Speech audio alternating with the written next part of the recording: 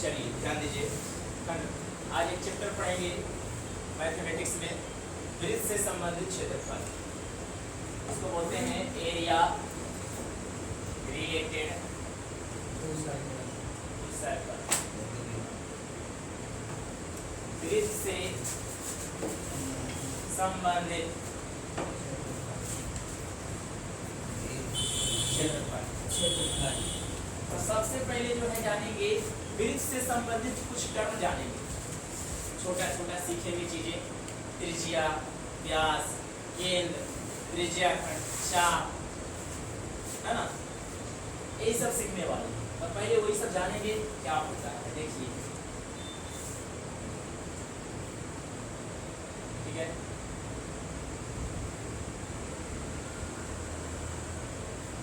देखिए सबसे पहले जानेंगे जो गोल में जैसे घुमा, ये तो पिक्चर दिख रहा है वृत्त का दिख रहा है, लेकिन जो इस तरह से जैसे अगर हम हाथ से बना रहे हैं तो इस तरह से इसे करेंगे, घुमाएंगे ऐसे करके, तो जो गोल से जो घुमाए हैं, ये जो घुमा है इसको बोलेंगे परिधि।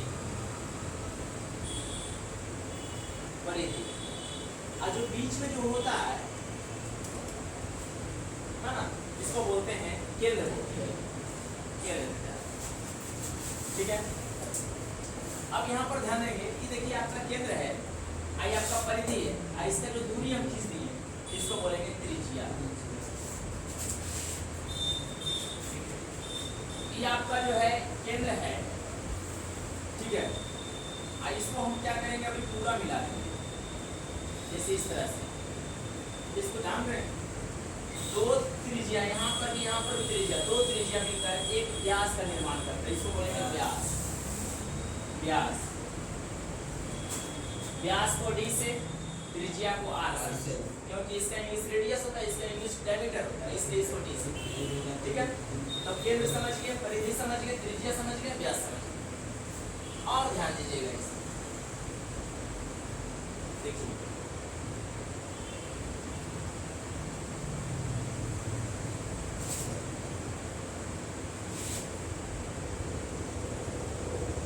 समझिए, अब यहाँ पर जो है जानेंगे,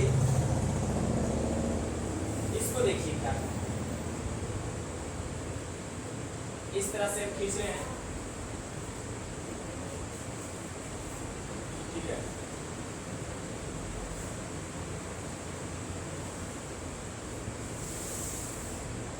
इसको बोलते हैं जीवा, इसको बोलते हैं जीवा। यहाँ पर समझिए वो बीच में होगा, जो एक जीवा ऐसा होगा जो केंद्र से होकर जाएगी, तो इसको जानते हैं, ये वृत्त का सबसे बड़ी जीवा होता है जिसको बोलते हैं व्यास। यहाँ पर नोट में याद रखेंगे, वृत्त का सबसे बड़ी जीवा, वृत्त का सबसे बड़ी जीवा जो आपका होता है व्यास, ये आपका व्यास, तो वृत्त की सबसे बड़ी जीवा व्यास का। ठीक है, अब यहाँ पर जो है देखिए, अभी परिधि के टुकड़ा, जो परिधि जिससे परिधि है, ये परिधि को तोड़ दिया, तो तोड़ दिए, इस तरह से टूटा हुआ भाग दिखेगा, इस तरह से टूटा हुआ भाग दिखेगा, तो इस टुकड़ा को क्या कहेंगे, इस टुकड़ा को क्या बोलेंगे, इसको बोलेंगे चाप। ठीक है, ये आपका सेंटर है, यहाँ पर ध्यान दीजिएगा, ये केंद्र है, ठीक है, और यहाँ से हम क्या करते हैं,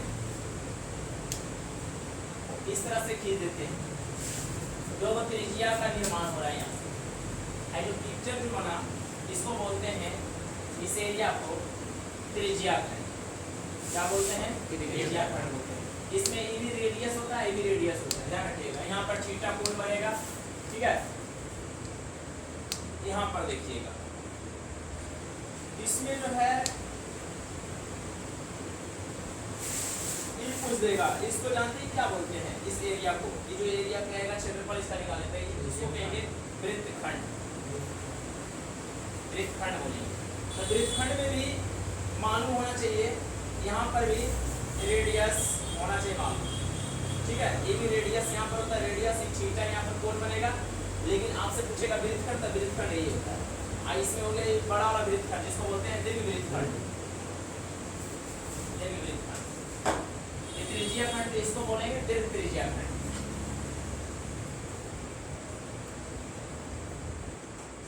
अब हम वृत्त को क्या करते हैं, चार हिस्सा में बांट रहे हैं।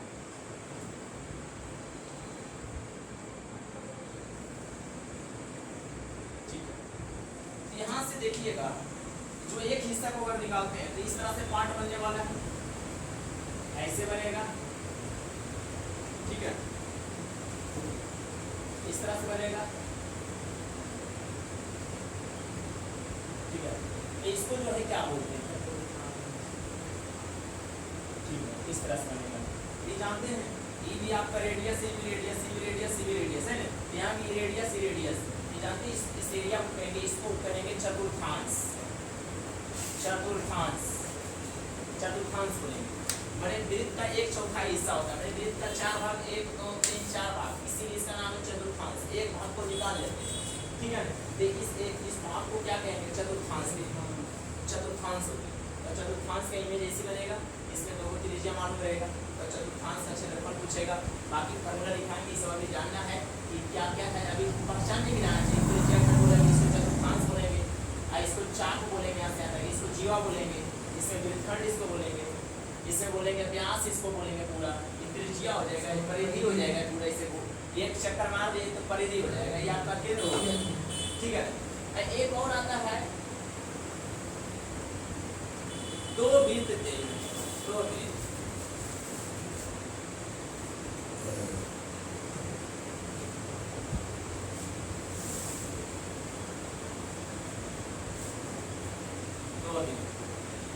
दो वृत्त है जिसका केंद्र एक होना चाहिए।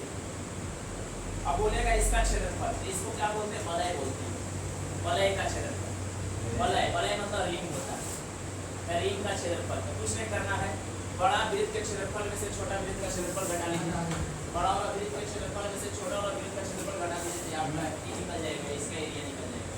ये पूछ सकता है।